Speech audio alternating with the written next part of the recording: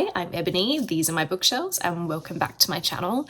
Today I'm doing my July reading wrap up. I know I'm quite a bit behind with this. I unfortunately just got sick and didn't have the energy, if I'm honest. So I am back and I'm ready to get right on into it and talk about some spooky books.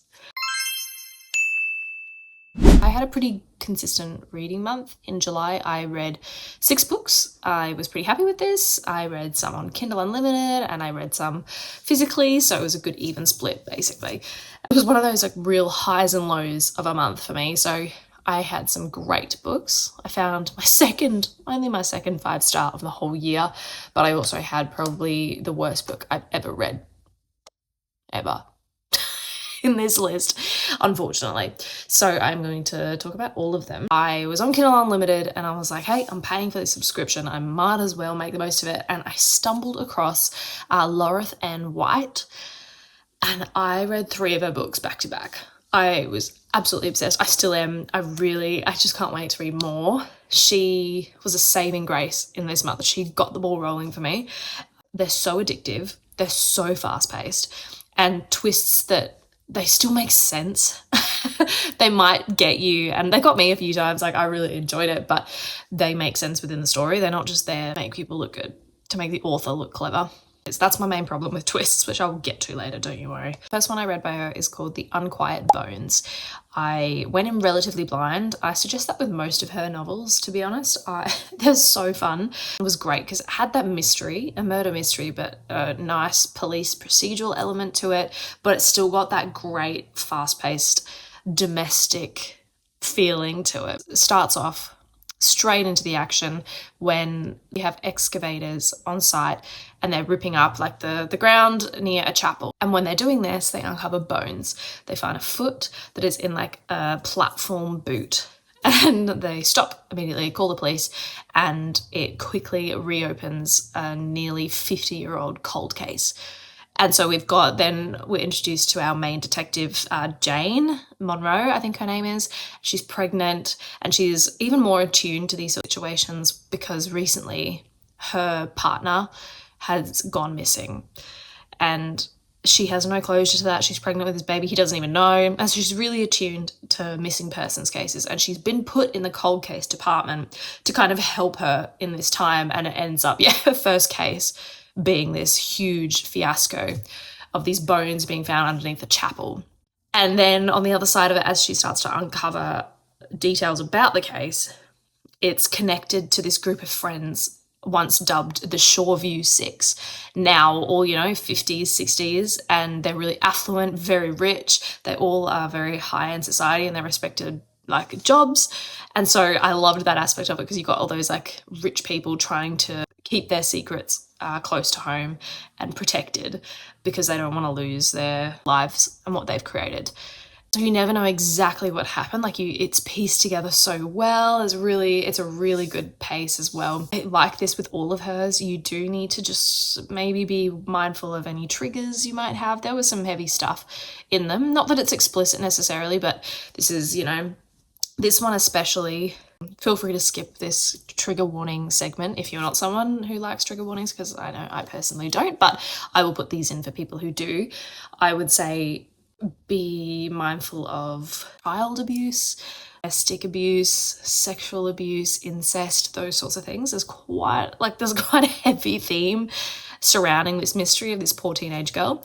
But what I will say is that it's so amazingly written and there's so much care and heart within it, and the police side of things is done really, really intriguingly. And I loved that we got a whole scene of her with the coroner, and they're talking about exactly what happened to this poor teenager 50 years ago, and it is quite explicit and in detail.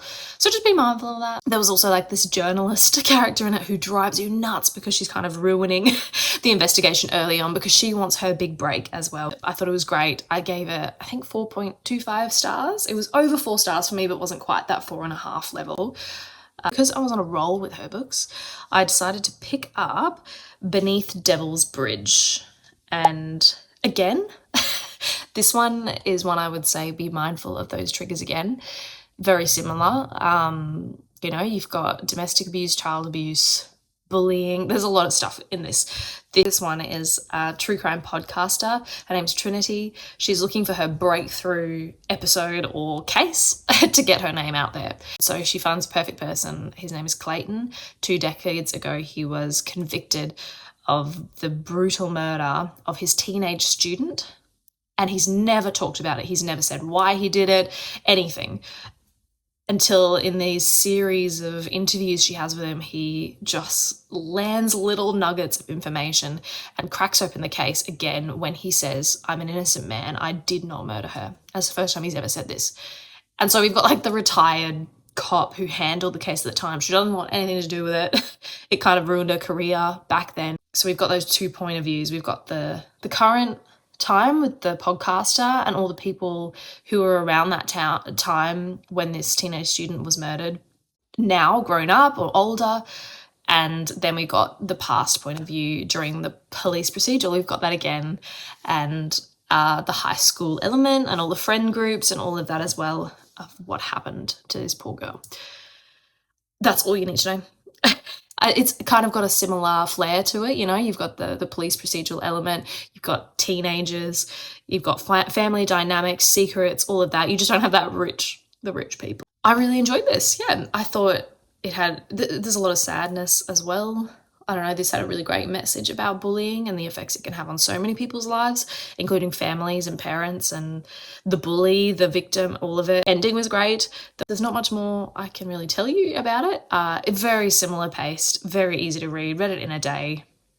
So good. So I think I rated it exactly the same, 4.25. It just didn't have that extra level that I was wanting, but I still thoroughly enjoyed it. And as someone who likes a darker thriller crime novel, then yeah, you've got this. There are lots of details about the crime and the crime scene. It opens with her murder. So you know with her novels what you're getting straight off the bat. Like in the first chapter, you know what you're getting and what to expect moving forward. So the tone is set basically. So if it's not for you in that first chapter, then you know, like, to put it down, like, listen to your instincts in that first chapter is all I will say.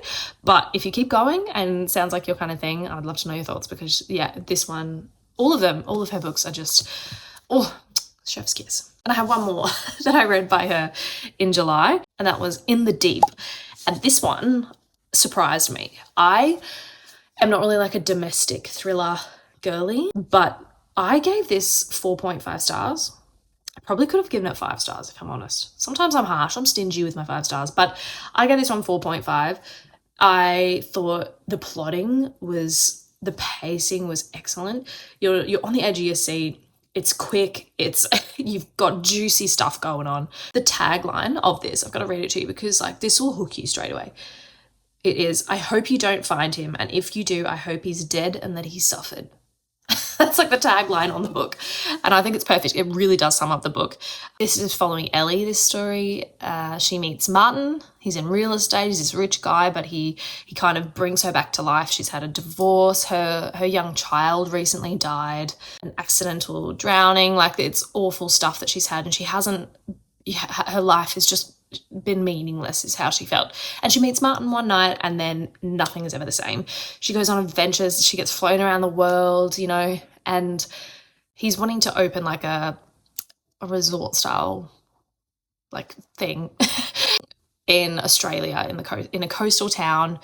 And he's like, this is our fresh start together. And, you know, she comes from a rich family. Her dad wants to help her get back to, and she's like, this is my chance. I can invest in my new boyfriend's venture and I can make my dad happy because then he feels like he's doing something for me. And so she goes, great, this is it. I'll do it. She moves to Australia with him, and we've already got red flags with Martin. But as soon as she lands in Australia, everything, it just plummets. That's all I'm going to tell you really about the plot. This is what I think other domestic thriller writers wish they could do. This is next level.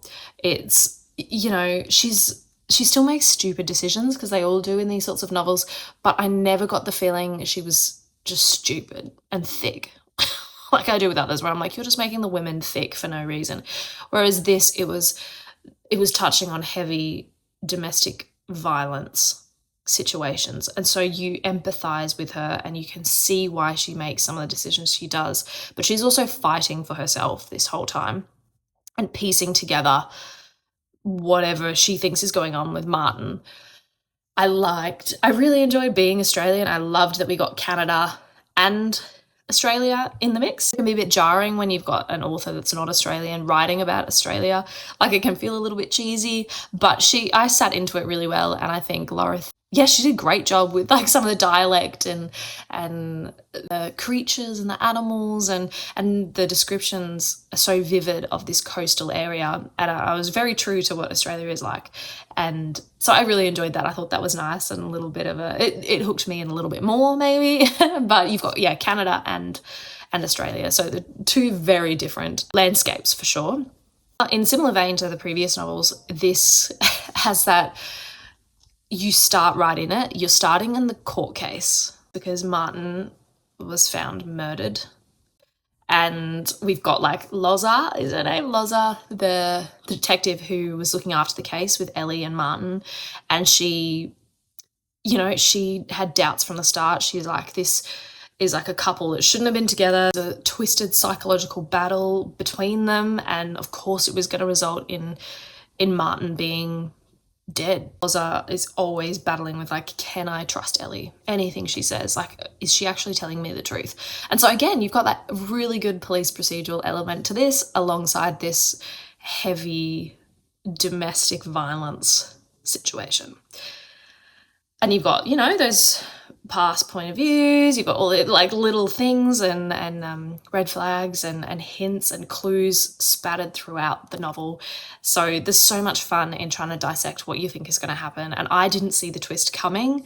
I thought this was the best twist out of the 3 I read of her books so far. And I loved it. Yeah, it was so good. This would be my top pick if you're a domestic thriller person, and that psychological element as well with some police procedural scenes. I think this has got a bit of everything. Again, 4.5 stars from me, and I don't give them very lightly to this sort of genre.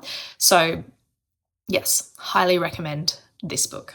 I'm done talking about her for now until the next time I read some of her books. But the next one I read, I decided I needed to pick up a physical book because I'd been on my Kindle for a little while. And so I picked up The Other People by C.B. Everett. And I didn't expect to froth over this book the way I did. I'll tell you that. It's really short. I read it in a few hours. I literally couldn't put it down. I didn't think anything of it. I was like, yeah, whatever. I'll sit on the couch and read this book. And I was like walking to the kitchen like this. Couldn't do anything until I found out what the heck was going on in this novel. And again, this one has such a good tagline to hook you. Forget what you think you know, because while you can trust yourself, can you really trust the other people? And I was like, I'm in, baby. I need to find out what happens. All you need to know is that this group of strangers, I think there's 10. They wake up in this dark, like massive estate mansion, and they don't know how or why they've been brought there. None of them know each other, no connections. They go down for dinner this first night they're there. They all have like these timers or watches on them. They can't find their own personal effects, all that sort of stuff. They go down for dinner and they get like served their favorite meal and they're like, who the hell are our hosts? Like, what are we doing here? And then this girl bursts in and she's got a laptop and she's like, I need your help. You need to help us find this missing girl. She in a string of all these attacks and assaults and murders. She is our next victim of this serial killer and we need your help to find him. And then their time is light up and it starts counting down 12 hours. They've only got 12 hours to find her and then they can get out. If they find her, they can leave. And then the lights go out. And that's all I'm going to say. Oh my God, it's so good. And so you've got this mystery, this missing girl that they're trying to find, this group of strangers, but also in this massive house, they're all being picked off one by one, brutal murders. There's some grisly kill scenes, if you don't mind a bit of body horror and murder, but like horror murders rather than thriller murders and crime, if that makes sense. It's a little bit more grotesque and body horror, I would say, but I personally liked that. But the way this was done was really well. Like, it wasn't gratuitous. It wasn't just in your face for the sake of it. It really made sense for each character who was getting killed. Like, there's stuff in it that it's like it links up to their personality or who they are or what they've done wrong in their life. They get murdered or killed in a way that is related to that. That's all I'm gonna say. I love it. In the end, was done perfectly. I really loved it. There was chapters of the Beast in the Cellar, and I personally connected with these a lot. There was a lot of humor, and it was like 2 or 3 page chapters, and it would be like a narrator like asking you questions about what you've seen so far, if you missed things, or like giving you extra clues and hints, but also like, yeah, a lot of wit and sarcasm in it. I really enjoyed it. But the way it all links up in the end was perfect, and because of the way I couldn't put this down, and I thought the ending was great, it was well written, and I loved the humour, I gave this 5 stars. So this is my second 5-star of the year. So yeah, 5 stars, and then I get to this next book. And I'm almost reluctant to talk about it a bit. But you know what? We need honest opinions and reviews, even if those are negative. So forgive me if this is a book you love. It won't get in between us, I promise. And I don't think I've hated a book until now. It makes me realise I haven't actually hated one until I read this book. And that is Behind Her Eyes by Sarah Pinborough. Tell me why I read this. No one can, obviously. Again, I was just on my Kindle. I had heard there are some really great YouTubers and booktubers that I follow who have recommended this, who are like thriller girlies, and they gave it such high ratings. And I was like, okay, I'll read that. And I've learnt my lesson. You probably know this if you're a thriller reader, but, you know, Louise, our main character, she hooks up with this guy, and then 3 days later, it turns out it's her new boss. He walks into her office and she's like, oops, I've slept with the new boss, and, you know, I need to get this awkwardness out of the way. But then soon she also befriends his wife, Adele. And then it's like this weird like game between the 3 of them. She still fucking sleeps with the guy, but is still the friend with Adele. And Adele's giving like all these hints to like the control in her marriage with old mate, and like, and and the abuse or whatever. And she's, yeah, that's the whole bloody plot. And I really was close to DNFing. This is a lesson in DNFing. I really should have. I should have trusted my instincts, but I was home alone, and like I couldn't sleep, and I was still off work. So I'm like, oh, what the hell, you know? And it was fast paced, only because everyone had told me, this is so unguessable. You'll never see where this twist goes. You'll never get it. It's amazing, blah, blah, blah. And the reason you'll never guess it is because it makes no sense. I think the joy of these sorts of novels, thrillers and stuff, is that there's hints. And if you had your little thinking cap on, you could piece it together. It's also my issue sometimes, and I'm sorry to throw her under the bus, but with Frida McFadden, is that you can't guess it, you can't figure it out. And it's like, don't just throw a spanner in the works and turn it on its head for no reason, just so you get people by surprise and make yourself look clever. But anyway, this one, worse than Frida, for sure. Nothing happens for 300 pages. It's just this constant back and forth between these 3 characters. And this is an example of what I was talking about before, of an author writing our female main character to be so dumb and just an idiot. Like, she's making decisions no human would make, regardless of if they were infatuated and felt obsessed with a man or someone they'd fallen in love with. You still wouldn't make these decisions. She was so rash in her decision making, and it was infuriating. I wanted to throw my Kindle across the room. And then when I did get to the twist, it's not that I found it unguessable because it didn't make sense, like I said, but also because the way it was done, I saw it happening as it was leading up. I was like, I know exactly where she's going with this. And when she did it, I was mad because I was like, you can't be serious. That's what this has come to. And then that final little twist, you know, if you've read it, you know, or whatever, watch the show. Apparently that's okay. But that also to me was the dumbest thing I've ever read. I don't think it was so stupid, and I hated it. That's my unfiltered opinion of this book.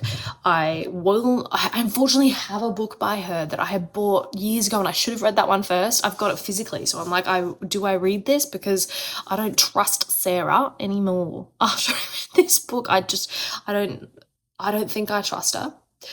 I don't think her writing's good enough for me to go, okay, maybe that Behind Her Eyes just wasn't for me, but like, I'll read another one because I really enjoyed her style. No, I didn't enjoy her style that much. Not enough to warrant picking it up, and that's so annoying. I can see it right there. Anyway, yeah, this is, for me, this should be the poster child for authors throwing in twists to make themselves look clever. And that should never be a reason to just add a twist. It's got to make sense. There's got to be some reason for it, and it doesn't make sense. It was stupid. I hated it. I think twists are just not enough to save a lackluster book when they're this bad and ridiculous. And the fact that this one, people talk about it like it's just like a normal domestic thriller, when it's not. The device that she used in the twist, like, I'm like, this pushes it outside the realm of realism to me when it's not pitched like that. And I love, like, as a horror reader, I'm like, I love a bit of like paranormal, psychological shit, but I'm like, not when you're fucking set in the center of London, just in like a law firm and just people like making stupid decisions, sleeping together and being friends. Like, I didn't like it. So this put me off. I was like, I think I need a break from domestic psychological thrillers, because if this is what the genre is coming to, then we're cooked, fam. We are cooked. Sorry if you loved this book. That please don't leave me. So I gave it 1 star.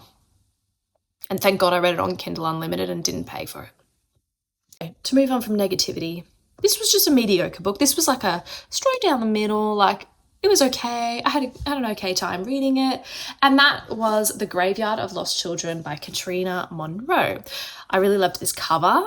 I thought it was really cool. I just found this in one of our local bookstores and just off the back decided, yeah, I'll grab it. I think I gave it 3 stars. It was good. It wasn't like unputdownable, and that's okay. Not all books need to be. And I did enjoy it. But yeah, again, it was okay. Our main character, Olivia, when she was 4 months old, was nearly murdered and drowned by her mother because her mother was convinced that Olivia was a changeling, and the only way to get her baby back was to get rid of Olivia. And obviously her mother got sent away, and Olivia's now grown up and she has just given birth, and everyone tells her how happy she should be, like postpartum bliss. But unfortunately, she has started to see the black-haired woman. It was so creepy. And she starts having the same visions and feelings that she now realizes her mother had. But she feels so isolated and alone in these feelings because her girlfriend doesn't get them. We also have chapters in this, the mother, like Olivia's mother, writing like journal entries while she's in prison, addressed to Olivia, kind of explaining what happened to her all those years ago. So I really liked it. It was pieced together really well. The plot was really well done, and you do get hooked at a certain point. Like, it takes a little bit to get into it. Writing style was really nice. See what I mean? Like, it's just like it was good. I thought there was some really creepy moments in it, and there was a good mystery. It said a lot about women and postpartum depression and how our bodies change and how it can change us mentally. And as someone who's not a mother, I sympathized and felt a lot for these characters.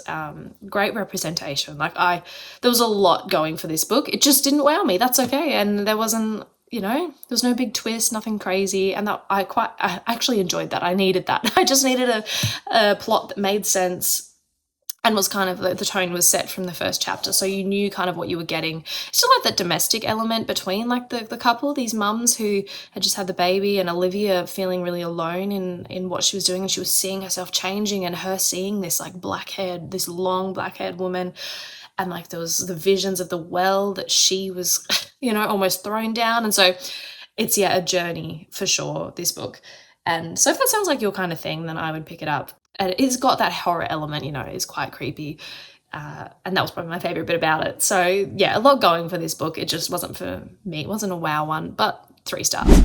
So that is my July reading wrap up. Thank you so much if you're here, because I know we're quite a bit into August now. I had a really good month, mostly highs now that I'm thinking about it, not many lows, just that to someone. I would love to hear your thoughts if you've read any of these, or if you're going to add any into your TBR, or if you've got some suggestions after hearing my strong opinions from the 5 stars to the 1 stars. If there's anything you think I should read, I would love that. And I will see you in the next video. Bye.